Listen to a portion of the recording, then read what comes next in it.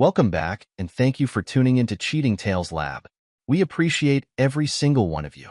We'd love to know, what part of the world are you watching from right now? Let us know in the comments. Now, let's dive into today's story. Chapter 1. The Call. Tom Walker stood in his kitchen, grimacing at the bitter taste of overcooked coffee. The morning ritual had been interrupted by a distracted mind, resulting in the burnt brew before him.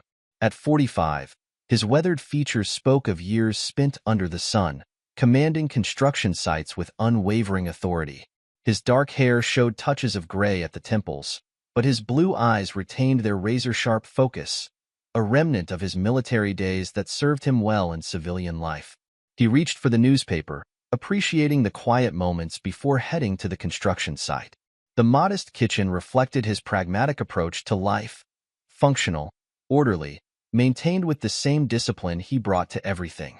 The salary of a construction foreman wasn't lavish, but it provided a comfortable life for his family, his wife Eleanor and their 21-year-old daughter, Ava. The harsh ring of his phone pierced the silence. Tom's hand froze mid-reach for his coffee cup. Unknown number. Mr. Walker? A clinical voice came through. This is Memorial Hospital. Your daughter Ava has been brought to our emergency department. Tom's fingers tightened around the phone. What happened? Sir, we can't discuss details over the phone, but you should come immediately. I'm on my way. His voice remained steady, but his pulse quickened. Tom grabbed his jacket, leaving his half-eaten breakfast forgotten on the counter. His boots thundered against the kitchen floor as he rushed out. The old pickup truck's engine roared to life, and he pulled out of the driveway with controlled urgency. The hospital's fluorescent lights assaulted his eyes as he strode through the emergency department. A nurse pointed him toward a curtained bay, and Tom's military training kicked in as he assessed the scene before him. Ava lay on the bed, her face marked with ugly bruises. Her right eye was swollen, tears streaming down her cheeks. Her hands trembled as she clutched the thin hospital blanket. "Daddy!" Her voice cracked. Tom moved to her side, taking her hand in his. His touch was gentle, contrasting with the fury building inside him. "I'm here, baby girl. Tell me what happened." Ava's words came out between sobs. "I came home early from Sarah's.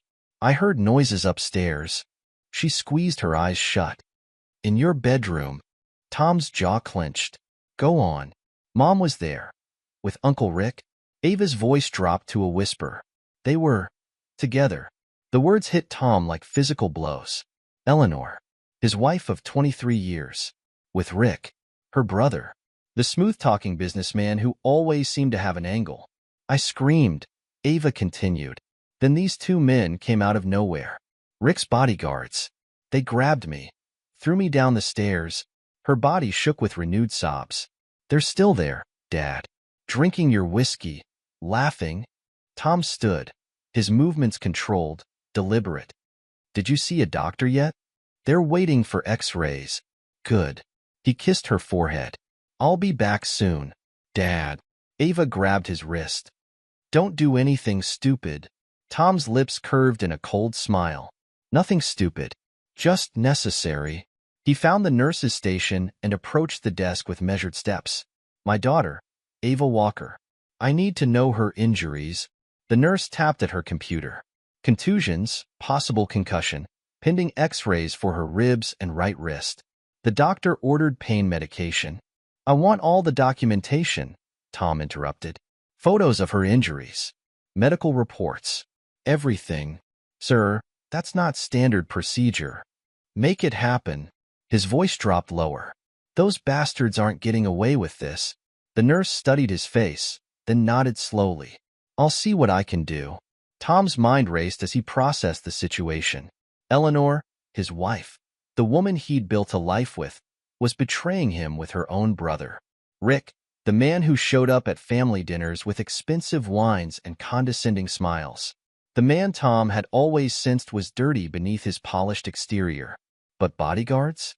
That suggested something bigger than a simple affair. Rick's business dealings had always seemed suspicious, too much money, too few explanations. Now he had muscle on payroll, men willing to assault a young woman. Tom pulled out his phone and dialed a number he hadn't used in years. "Mac?" It's Walker. Remember that favor you owe me from Kandahar? He paused, listening. I'm calling it in. I need everything you can find on Richard Thorne's business operations. And I mean everything. He ended the call and stared at the emergency room doors. 23 years of marriage. Countless family dinners. Shared holidays. All a lie. The betrayal cut deep, but it wasn't the sex that enraged him. It was Ava, his daughter, his child. They had crossed a line. No father could let that stand. Tom walked back to Ava's bedside. She had fallen into a restless sleep, pain medication taking effect. He watched her bruised face, remembering the day she was born. He'd sworn then to protect her from anything that might harm her. He'd failed today, but he wouldn't fail again. A doctor approached, clipboard in hand. Mr. Walker? We need to discuss your daughter's injuries. In a minute. Tom's eyes never left Ava's face. I need to make one more call. He stepped away from the bed and dialed another number. The line rang twice. Detective Ramirez? This is Thomas Walker. We need to talk about Richard Thorne and his associates. He listened briefly. No, not at the station. Somewhere private. This goes deeper than you know. Tom ended the call and returned to Ava's bedside. The doctor waited patiently. Tell me everything, Tom said. I want to know exactly what they did to my little girl. As the doctor detailed Ava's injuries, Tom's rage crystallized into something cold and hard. Eleanor, Rick, the bodyguards, they thought they were untouchable. They thought they could hurt his family and laugh about it over his whiskey. They were wrong.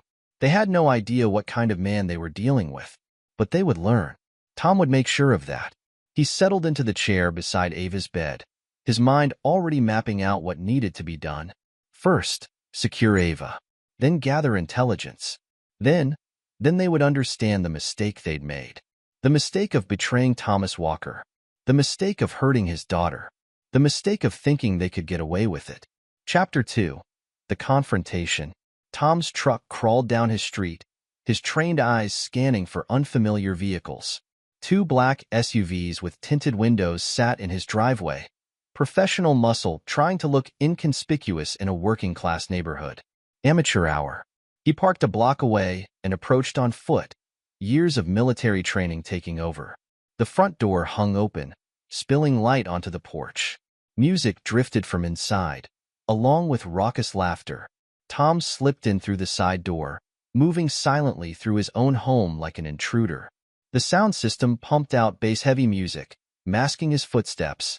He could smell cigarette smoke in his house, where he'd never allowed smoking. Voices carried from the living room. A man's laughter, deep and arrogant. Rick's voice.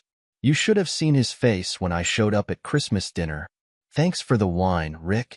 Clueless bastard. More laughter. Eleanor's voice joined in, slurred with alcohol. He never suspected a thing. Too busy with his precious routine. Coffee at 6, news at 6:15. Tom's hands curled into fists. 23 years of marriage reduced to a joke for her brother's amusement. He stepped into the doorway. The scene burned itself into his memory. Eleanor sprawled on the couch, drink in hand, her blouse half unbuttoned. Rick lounged beside her, arm draped possessively around her shoulders. 2 men in black suits stood by the windows, trying to look professional despite the beers in their hands. Get out. Tom's voice cut through the music. The room froze. Eleanor's drink slipped from her fingers, splashing onto the carpet. Rick's smirk faltered. Well, Rick drawled, but his eyes darted to his bodyguards. The man of the house returns. 5 seconds, Tom said. Then I start removing you. The first bodyguard, young, muscled, wearing his suit like a costume, stepped forward. Listen, buddy. Tom moved. Years of combat training exploded into violence. His first strike crushed the man's larynx. As the bodyguard clutched his throat, Tom's knee drove up into his solar plexus. The man crumpled, gasping. The second guard reached for a weapon. Tom caught his arm, twisting until bones cracked. The guard screamed. Tom slammed his head into the wall once, twice. The man slumped unconscious. 15 seconds. 2 threats neutralized.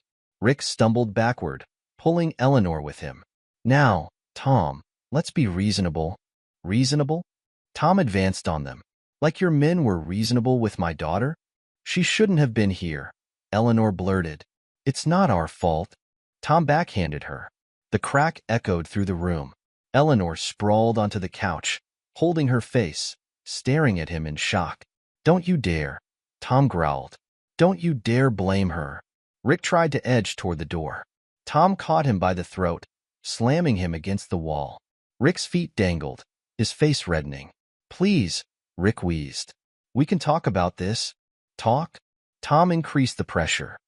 Like your men talked to Ava? With their fists?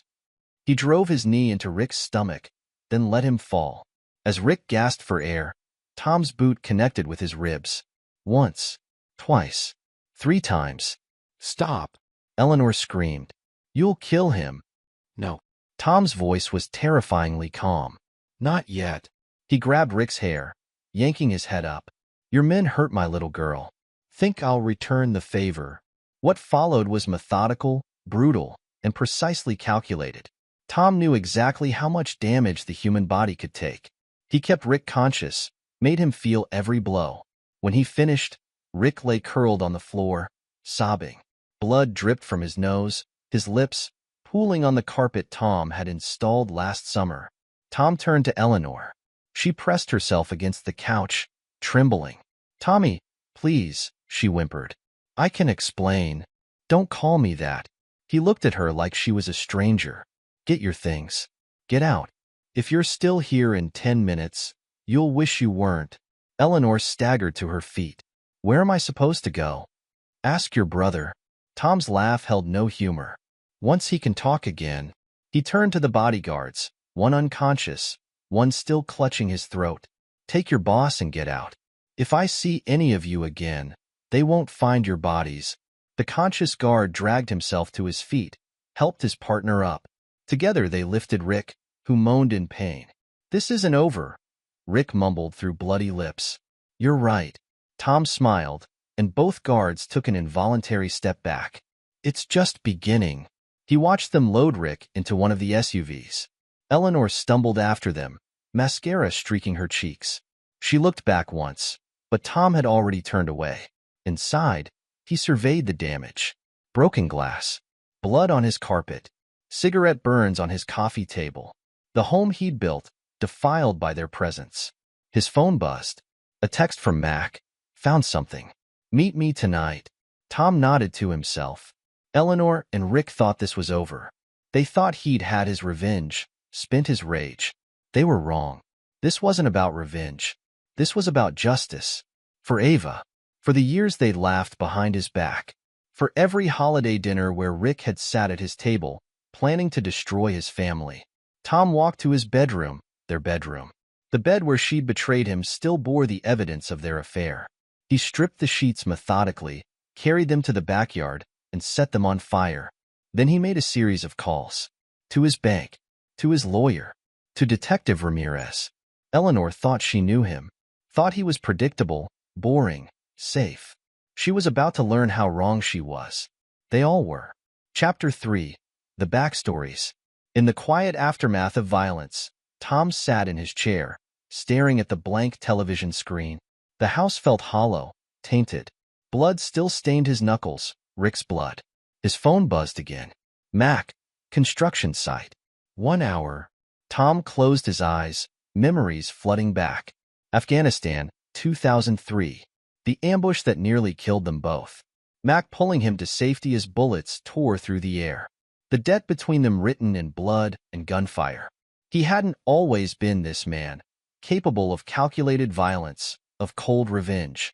Once, he'd been a small-town kid with simple dreams.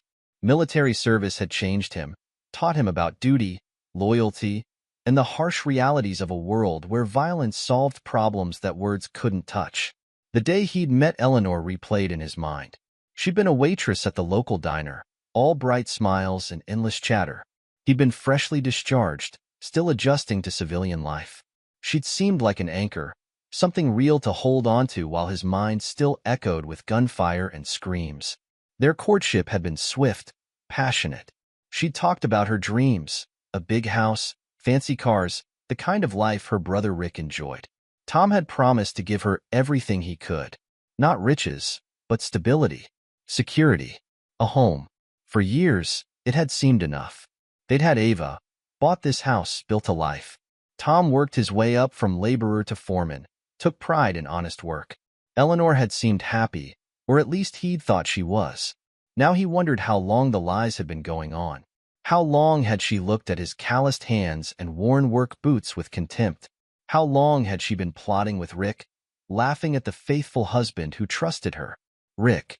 Tom's hands clenched at the thought of his brother-in-law, the golden boy of the family, with his designer suits and smooth talk. Tom had never trusted him, had seen the predator beneath the polished exterior. But for Eleanor's sake, he'd welcomed Rick into his home, broken bread with him, endured his subtle jabs and condescending smiles. Tom's phone rang. Detective Ramirez. Walker, he answered. Got some information on your brother-in-law, Ramirez said without preamble. You're not going to like it. Tell me. Those weren't just bodyguards at your house. They're enforcers. Rick's been running a protection racket, squeezing local businesses. He's got cops on the payroll, judges in his pocket. Tom absorbed this. That explains the muscle. There's more, Ramirez continued. Your wife's been making withdrawals. Big ones. Moving money into offshore accounts. How long? 6 months at least. Walker. Ramirez hesitated. They were planning to clean you out. Divorce papers are already drawn up. They were going to take everything, leave you with nothing but debt. Tom's laugh was harsh. Appreciate the intel, Detective Walker. Ramirez's voice sharpened. Don't do anything stupid. Rick's connected. He's dangerous. So am I. Tom ended the call. He stood, moving through the house with purpose. In the bedroom, he opened the closet, pushed aside hanging clothes. The safe was hidden behind a false panel, his private space, one secret Eleanor had never discovered. Inside lay remnants of his military life. Documents, medals, a book of contacts from his service days. Men who owed him favors. Men who knew how to handle problems quietly. The construction site was dark when he arrived. Mac's truck was parked in the shadows, away from the streetlights. Tom approached cautiously, scanning for surveillance. Old habits died hard. Mac stood by a stack of steel beams, his broad frame silhouetted against the night sky. 20 years of civilian life hadn't softened him. He still moved like a soldier, alert and ready. You look like hell, Mac said as Tom approached. You should see the other guy. Mac nodded toward his truck. Got something to show you. Inside the truck's cab, Mac pulled out a laptop.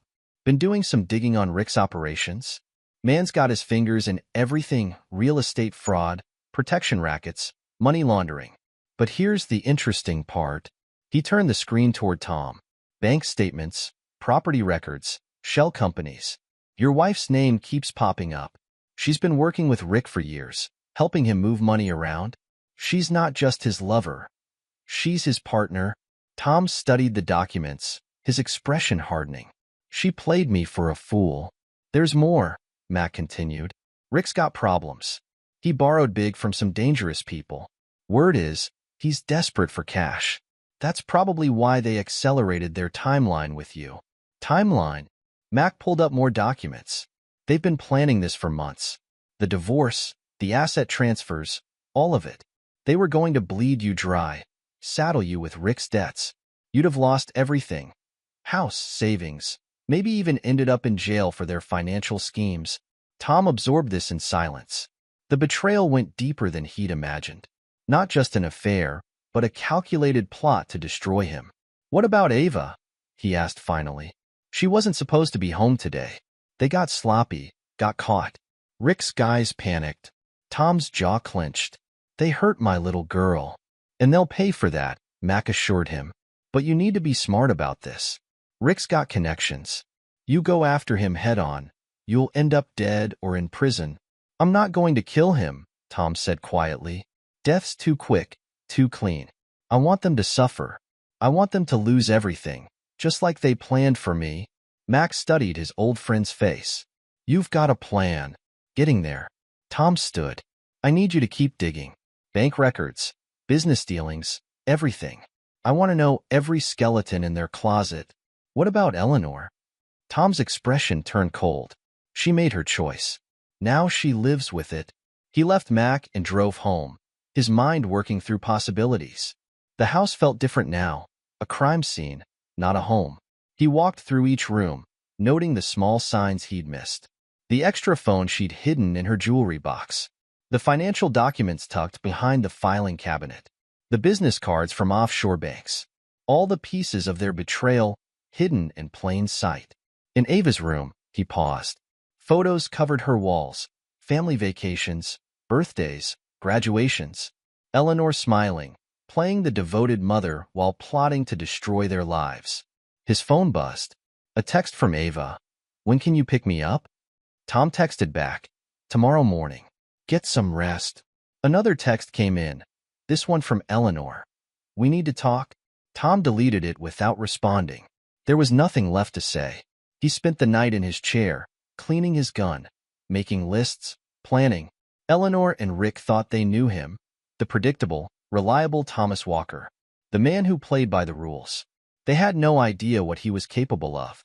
As dawn broke, Tom made coffee, properly this time, no burning. He'd lived through betrayal before, in war, seen what it did to men. But this was different. This wasn't combat. This was family. They'd brought war to his home, threatened his child. Now they would learn what that meant. The sun rose over his broken home, marking the end of one life and the beginning of another. Thomas Walker, husband, father, builder of homes, was gone. In his place stood a warrior, awakened from long slumber, a man with nothing left to lose and everything to avenge. The war had begun. Chapter 4. The Hospital Visit. Tom strode through the sterile hospital corridors toward Ava's room, his boots echoing against the linoleum. The nurse at the station gave him a nod. They'd grown used to his presence over the past day. Through the door's window, he could see Ava lying in bed, her bruised face turned toward the TV mounted on the wall. Hey, baby girl, he said softly, entering the room. Ava's eyes lit up despite her injuries. Dad. Her voice was stronger than before, but pain still edged her words. Tom settled into the chair beside her bed, taking her hand in his. The bruises on her face had darkened, tracking the passage of time since Rick's men had attacked her. His jaw tightened at the sight. The doctor says I can go home tomorrow, Ava said. Not home, Tom replied. I've arranged for you to stay with Sarah for a while. But Dad. No arguments. His voice was gentle but firm. Home isn't safe right now. I need to handle some things. Ava's fingers tightened around his. Mom called me. Tom's expression hardened. What did she say? She tried to explain. Said it wasn't what I thought, that Uncle Rick. Ava's voice cracked. She said I shouldn't have been there, that it was my fault for coming home early. Tom stood abruptly, pacing to control his rage. Nothing about this is your fault. Nothing. I should have known something was wrong, Ava continued. The way they'd whisper when you weren't around. How Uncle Rick started showing up more often when you were at work.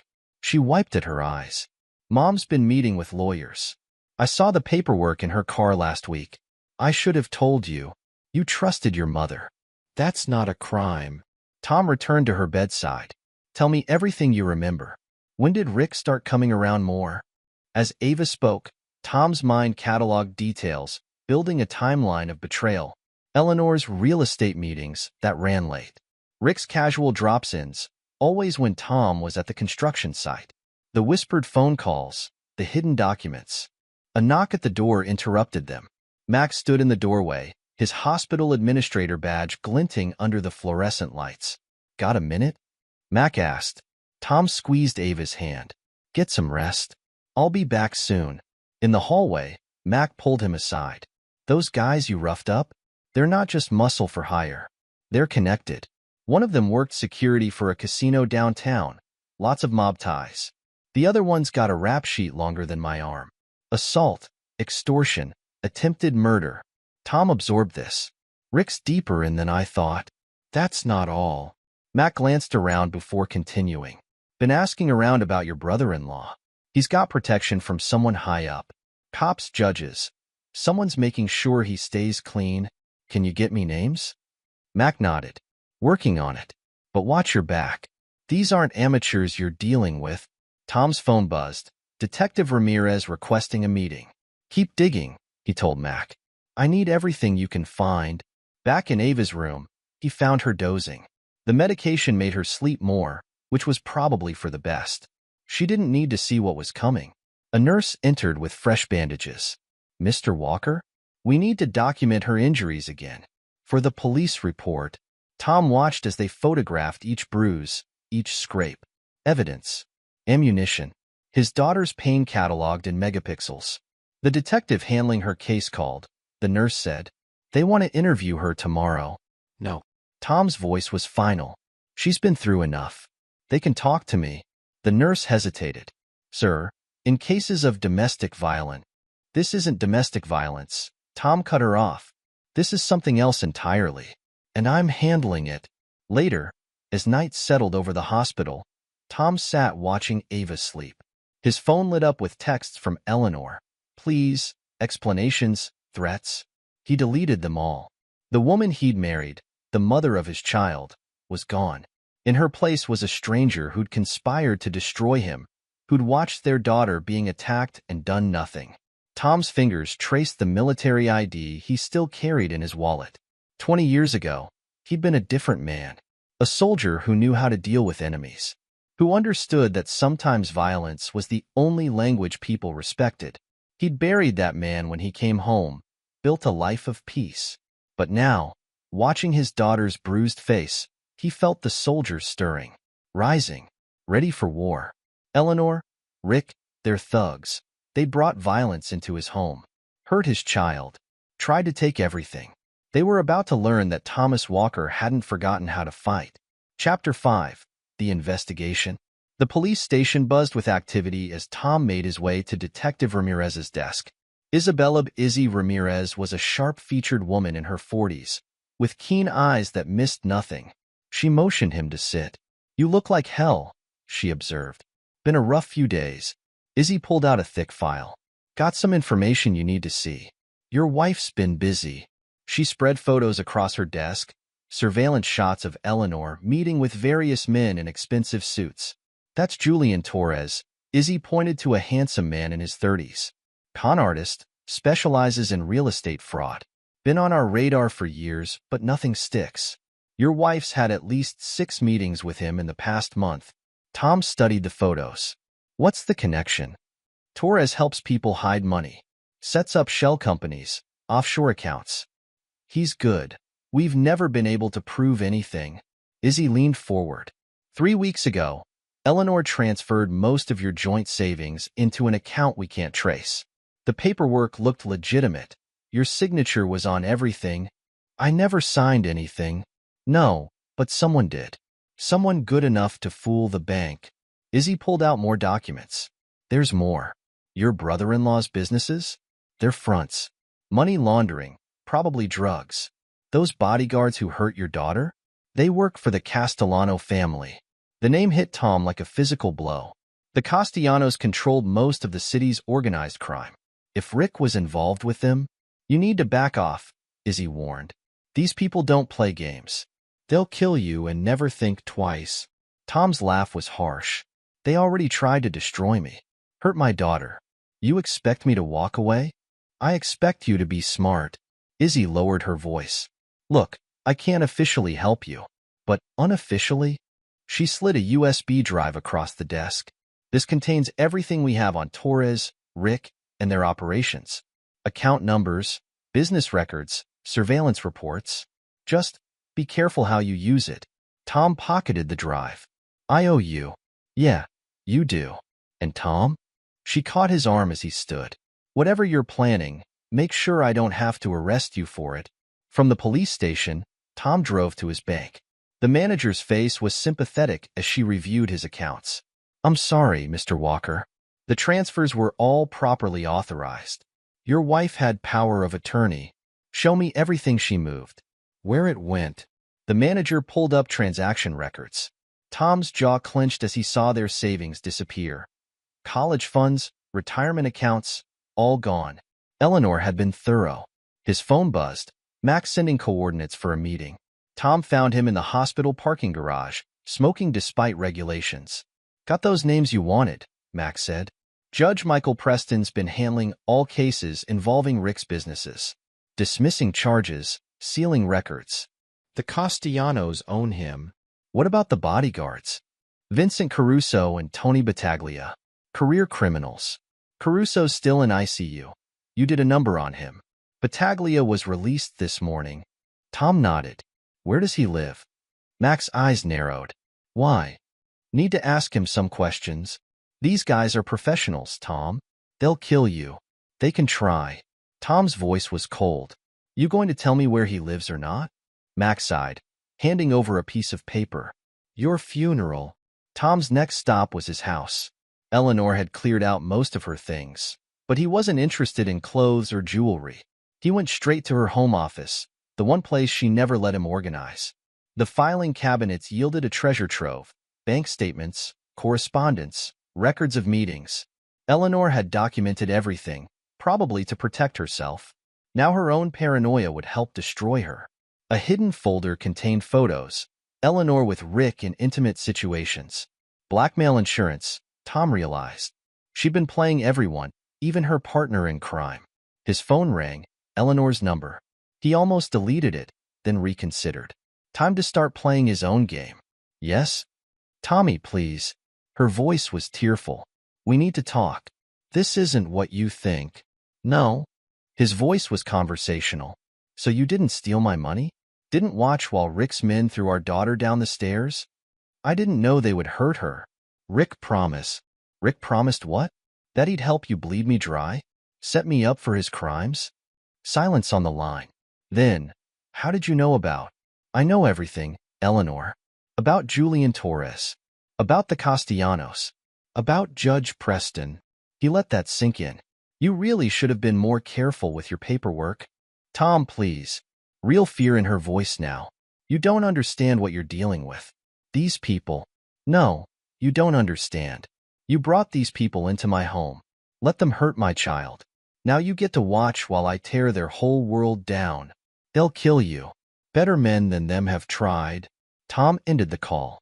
His laptop booted up, and he inserted Izzy's USB drive. Hours of surveillance footage, financial records, police reports, everything he needed to understand his enemy's operations. A separate file contained information on Julian Torres' past victims. People he'd conned, lives he'd destroyed. Tom began making notes. These people would want revenge. They just needed someone to show them how to get it. As night fell, Tom cleaned his gun, an old habit that helped him think. Eleanor and Rick thought they were dealing with a simple construction foreman, a predictable man who played by the rules. They'd forgotten, or never knew, what he'd been before. The things he'd done in service to his country. The skills he'd learned and never quite forgotten. Tom smiled in the darkness. Time to remind them. Chapter 6. The Plan.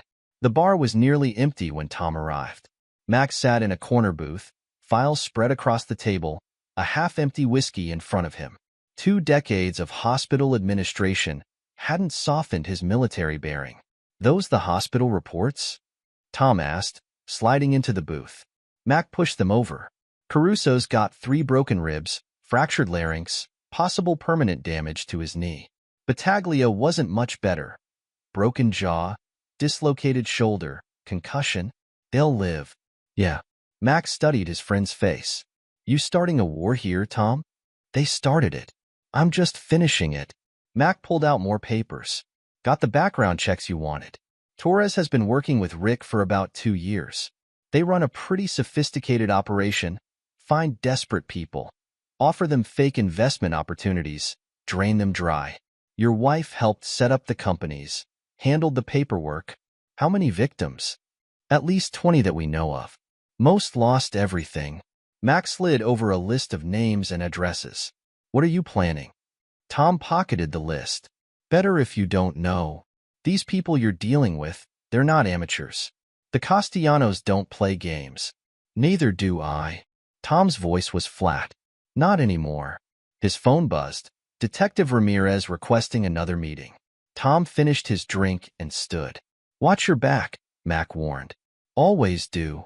Tom found Izzy in the police station parking lot, leaning against her car. "Got something you need to see," she said, handing him a file. Judge Preston's been making regular deposits to an offshore account. Big ones. Way more than his salary could explain. Tom flipped through bank statements. This is what they used to buy him? Looks like. But that's not all. Izzy pulled out more photos. Preston's got a weakness for young prostitutes. Rick's people have been providing them, along with cocaine. They own him completely. Useful information. Izzy grabbed his arm. Don't do anything stupid. These people have protection, money, power. Tom's smile was cold. But they've never dealt with someone like me. Back home, Tom spread everything across his dining room table: surveillance photos, financial records, witness statements. The pieces of a puzzle finally coming together. Rick's operation was bigger than he'd imagined. Real estate fraud was just the surface.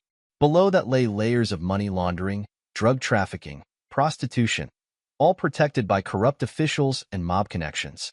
Eleanor had to have known. Yet she'd chosen to ally herself with them, to help them destroy him. His phone lit up, a text from an unknown number. "Back off while you can. Last warning." Tom saved the number. Useful to know they were worried enough to threaten him. He began making notes, mapping out connections and vulnerabilities. Rick's operation depended on keeping victims quiet, maintaining a legitimate facade. What happened when that facade cracked? Judge Preston was the weak link. Take him down, the whole protection scheme would crumble. But first, Tom pulled out the list Mac had given him: Torres victims. People who'd lost homes, savings, businesses. People with nothing left to lose. Time to give them a chance at revenge. His laptop contained templates for business letters, corporate documents. Within hours, he'd crafted invitations to a private investment recovery meeting, anonymous tips about where their money had really gone. Seeds of destruction, ready to sprout. Next, he accessed the surveillance footage Izzy had provided. Preston leaving brothels. Preston meeting with known drug dealers. Preston accepting envelopes of cash from Rick's associates. 3 copies, burned to separate drives. One for the media, one for the bar association, one for Preston himself. Tom's phone buzzed again. "Ava. Dad? When can I come home?" "Not yet, baby. Soon." He kept his voice gentle. "How are you feeling?" "Better. Sarah's parents have been really nice." A pause. "Mom keeps calling." "Don't answer." "I wasn't going to." Ava's voice hardened. "I saw what they did to you. What they tried to take from us. None of that matters. You're what matters. Just be careful, okay? I can't lose you too." "You won't." Tom's resolve strengthened. "Get some rest. I love you." After hanging up, Tom returned to his planning. The pieces were in place. Judge Preston's corruption. Torres victims. The Castellanos' criminal empire. All connected, all vulnerable. Pull the right threads, the whole thing would unravel. His phone lit up. Eleanor again. "This time," he answered. "Last chance," he said before she could speak. "Tell me where the money is." "I can't." Her voice shook. "They'll kill me." "Then you better hope they get to you before I do." He ended the call and went back to work. The soldier in him recognized this for what it was: not revenge, but warfare. Intelligence gathering. Target assessment. Strategic strikes. Eleanor, Rick, Torres, the Castellanos. They were about to learn what happened when you pushed a trained killer too far. When you hurt his family. Tom smiled in the darkness. The storm was gathering. Time to let it break. Chapter 7. The Trap. Tom sat in his truck outside Julian Torres' office building, watching through binoculars as the con man's victims arrived one by one. 20 people whose lives Torres had destroyed, each carrying manila folders filled with evidence of his schemes. Tom had contacted them all, provided proof of Torres' fraud, and given them a chance at payback. His phone buzzed. A text from Izzy. "Judge Preston just signed the warrants. Move when ready." Tom checked his watch. In 30 minutes, Preston would realize his error, signing search warrants for properties owned by his Castellano family benefactors. By then, it would be too late. Inside the building's lobby, the victims gathered, anger radiating from their faces. A banker who'd lost his pension. A widow whose house had been stolen through forged documents. A contractor forced into bankruptcy. All of them waiting for Torres to arrive. Tom's burner phone rang. Danny Lee's number. The transfers are done, Danny said. Rick's accounts are empty. Everything's moved to the shell companies. What about the offshore accounts? Those two. Eleanor's nest egg is gone. They're both broke. Tom nodded. Send the evidence to the IRS. Anonymous tip. Already done. You sure about this? The Castellanos will. Let me worry about them. Tom ended the call. A black Mercedes pulled into the parking lot, Torres arriving for work. Tom watched through the binoculars as the con man stepped out, straightening his expensive suit. Torres hadn't noticed the gathering crowd yet, too busy checking his reflection in the car window. Tom pulled out his phone and dialed the number he'd gotten from Mac. Mr. Torres? This is David Chun from the SEC. We've received some concerning reports about your investment practices. I'm in your lobby with some former clients who'd like to discuss the matter. Torres froze, then turned toward the building entrance. Tom could see the moment he recognized the faces waiting for him. The con man's confident mask slipped, replaced by raw fear. Tom smiled and dialed another number, the local news station. This is an anonymous tip. You might want to send a crew to 1835 Market Street. A group of fraud victims are confronting the man who stole their life savings. Torres tried to retreat to his car, but the crowd had already spotted him. They surged forward, waving documents, shouting accusations. News vans screeched into the parking lot, cameras rolling. Tom's phone lit up, Rick calling. He let it go to voicemail, then checked the message. You bastard. What did you do? The IRS is here. They're seizing everything. I'll kill you for this. Another call, Eleanor this time. Her voice shook with panic. Tom, please. They're saying it was all fraud, that Rick was laundering money. They're freezing my accounts. I need help. Tom deleted the message without responding. Through the binoculars, he watched Torres trying to push through the crowd, his designer suit now wrinkled and torn. Camera crews captured everything as the victims shared their stories, decades of fraud exposed in the harsh light of day. Police cars arrived, lights flashing. Tom recognized Izzy stepping out of an unmarked vehicle, warrant in hand. She timed it perfectly, Torres caught on camera, surrounded by his victims, as federal agents moved in to arrest him. Tom's burner phone buzzed, a text from Danny. Files sent to the SEC, Torres' entire operation exposed.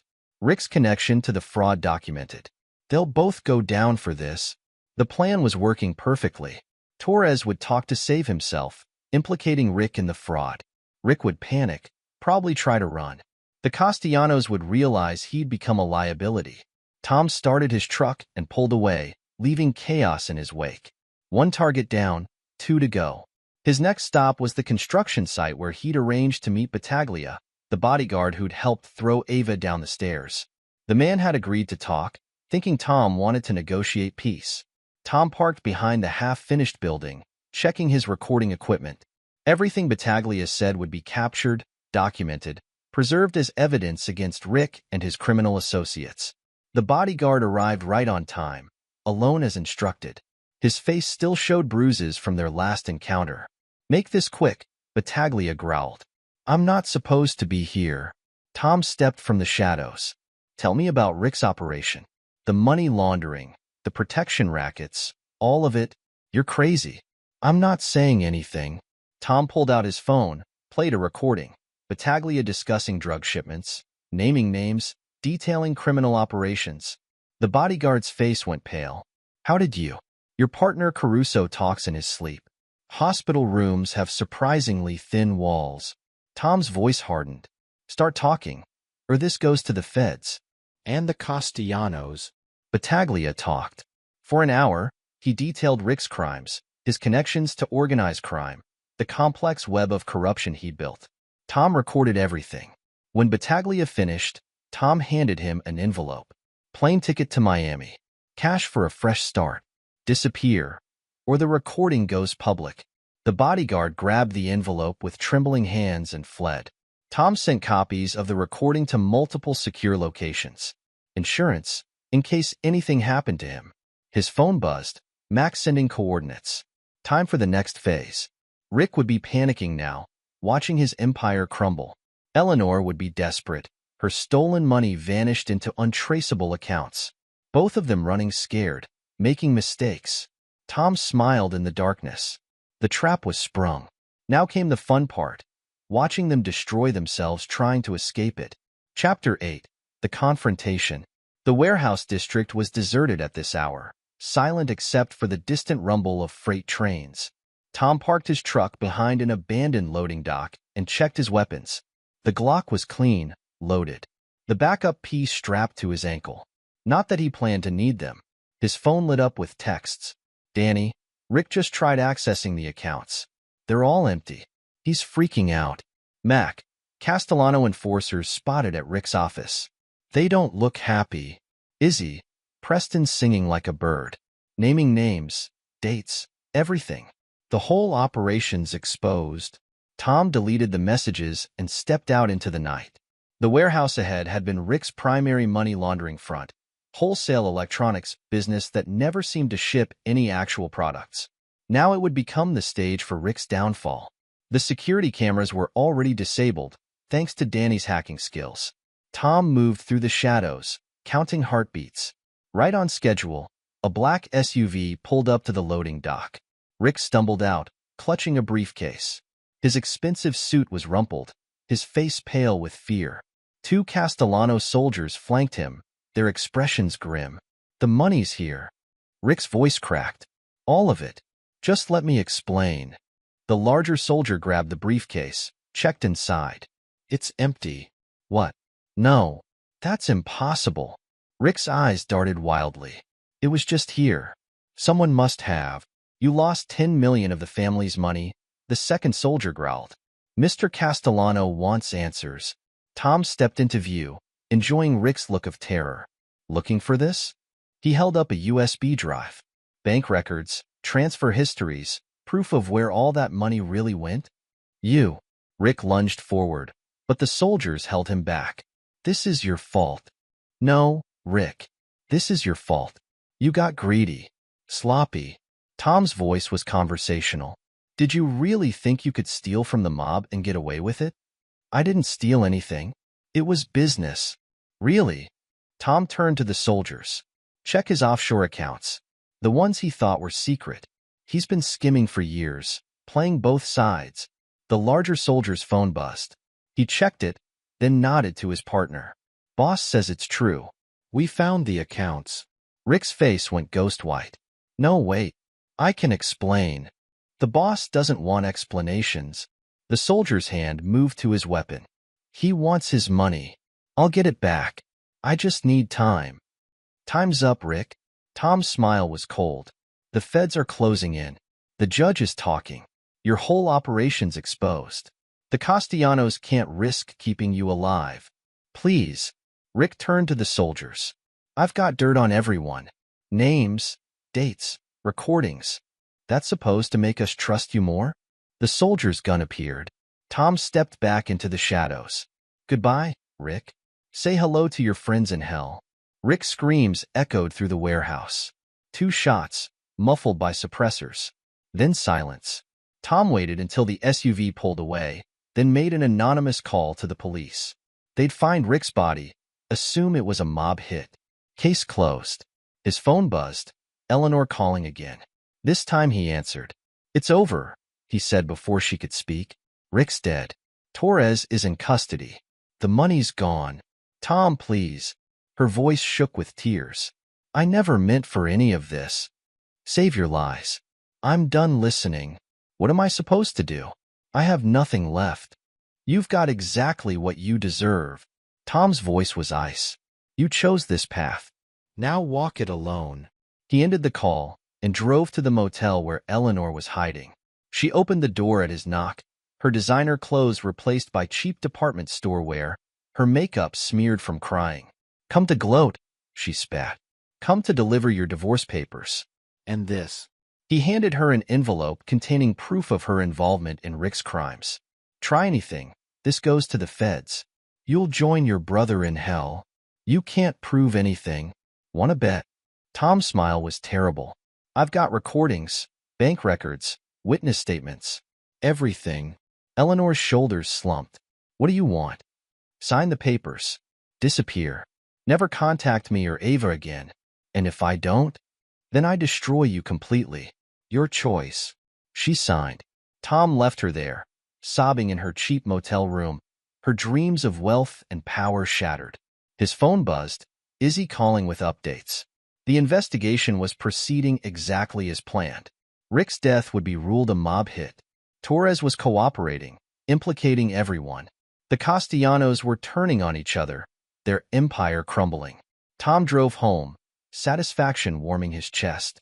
They tried to destroy him, hurt his daughter, steal everything he'd built.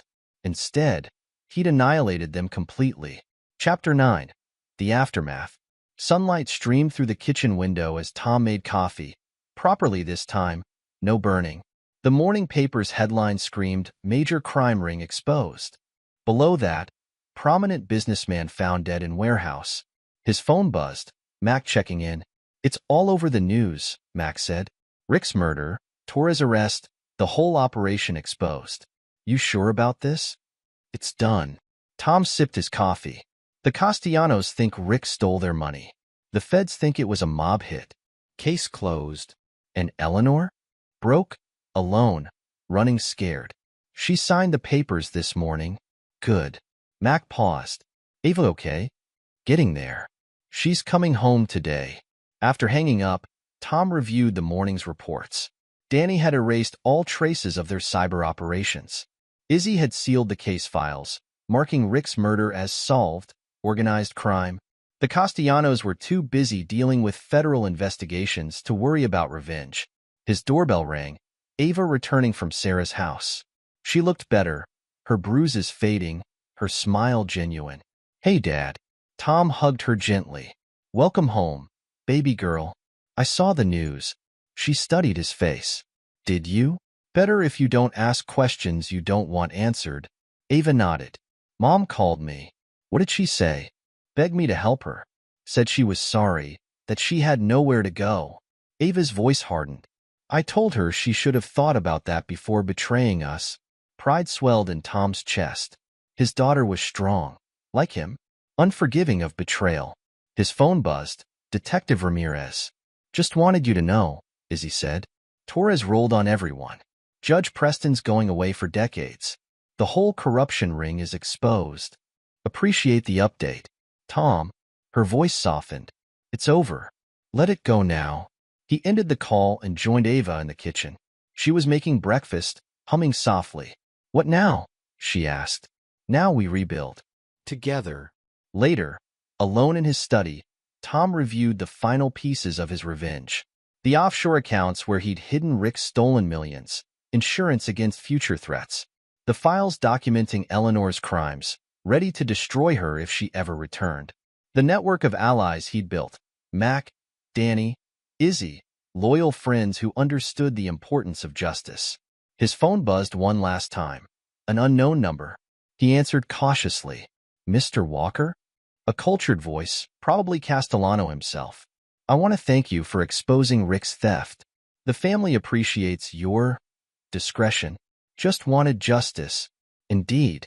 Consider yourself under our protection. No one will trouble you or your daughter again. Tom smiled. Appreciate that. He ended the call and deleted the number. Everything had worked perfectly. His enemies destroyed, his daughter safe, his future secure. The soldier in him recognized a complete victory. The doorbell rang. Mac, Danny, and Izzy arriving for dinner.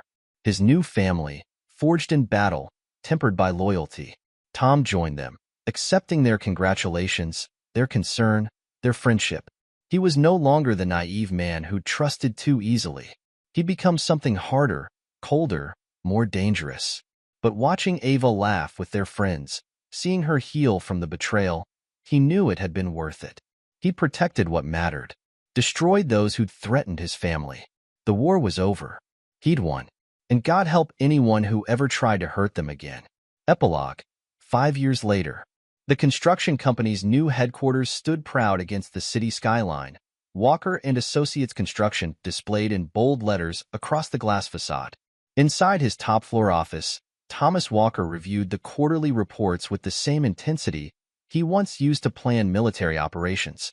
At 50, his hair had more gray than dark now, but his blue eyes retained their piercing focus, and his body remained combat-ready through disciplined training. The intercom buzzed. "Mr. Walker? Your daughter's here. Send her in."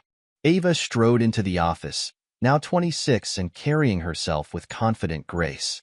Her law degree hung on Tom's office wall, paid for with Rick's stolen millions, a fact that always made him smile. She'd specialized in prosecuting financial crimes, turning their family's tragedy into a weapon against others like Julian Torres. "Ready for lunch, Dad?" Tom closed his laptop. "Always. How's the Martinez case going?" "Another wannabe Julian Torres." Ava's smile was sharp. He thought he could run a real estate scam targeting elderly veterans. "Bad choice. Judge granted all our motions this morning. He's looking at 20 years minimum." They took the elevator to the parking garage where Tom's new truck waited, still practical, but now top of the line. "Some habits died hard. Heard from Mac this morning," Tom said as they drove. "The hospital's naming him chief of operations." "Good. He deserves it." Ava checked her phone. "Izzy's making deputy chief next month. Danny's cybersecurity firm just landed another government contract." Their friends had prospered in the years since Eleanor and Rick's downfall. Loyalty, Tom had learned, paid better dividends than betrayal. The restaurant was upscale but discreet, one of their regular spots. The maitre d' led them to their usual corner table, positioned to watch all entrances. Another habit that hadn't faded. "Sarah's getting married next month," Ava mentioned as they studied the menus.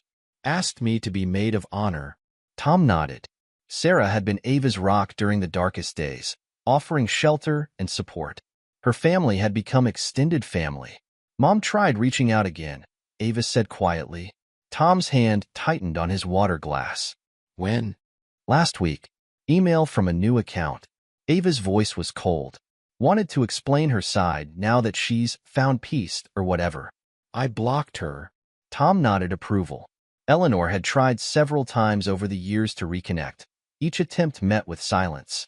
She'd moved to Florida after the divorce, remarried some retiree, tried to rebuild her life. Tom kept tabs on her through various channels, not out of sentiment, but strategy. Know your enemies, even defeated ones. "Any word on Rick's old associates?" Ava asked. "Castellanos are mostly legitimate now. The old man died last year, his sons running clean businesses." Tom had maintained a carefully neutral relationship with the crime family. Mutual respect, mutual distance. Julian's still in prison. Another decade at least. Their meals arrived. Steak for Tom, grilled salmon for Ava. They ate in comfortable silence for a while. "Company's expanding again," Tom mentioned. "Bought that development firm in Phoenix.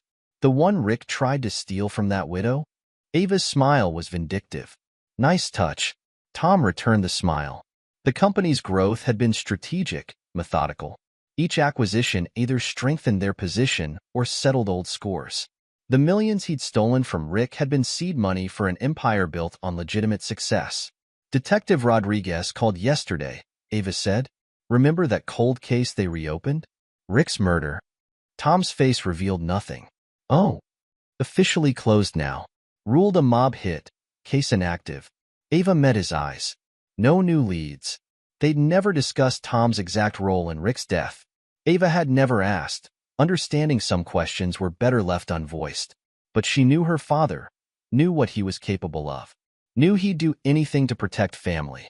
After lunch, they walked to the park where Ava had played as a child. The old playground had been replaced by new equipment, funded by an anonymous donation from Walker and Associates. "James proposed," Ava said suddenly. Tom turned to study his daughter.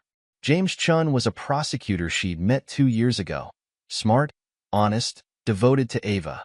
Tom had run extensive background checks, of course. The man was clean. "What did you say?" "Said I needed to think." Ava sat on a bench. "Hard to trust, you know? After what happened with Mom." "James isn't Rick or Eleanor," Tom said carefully. "He's proven himself. You approve?"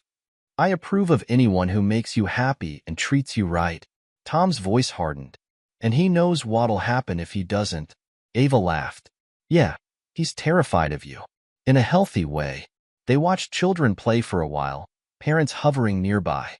Normal lives, normal concerns. Tom sometimes wondered what that was like. Izzy mentioned they found Eleanor's ex-boyfriend Julian's old storage unit. Ava said, lots of documents. Could cause problems for some people. Already handled, Tom replied. Danny scrubbed anything sensitive. Far as anyone knows, it was empty. The company's cybersecurity division, run by Danny with military-grade protocols, had proven invaluable over the years. Information was power, and Tom believed in controlling both. His phone buzzed, Max sending their monthly security report. Another ritual born of past betrayals. Trust, but verify. Always.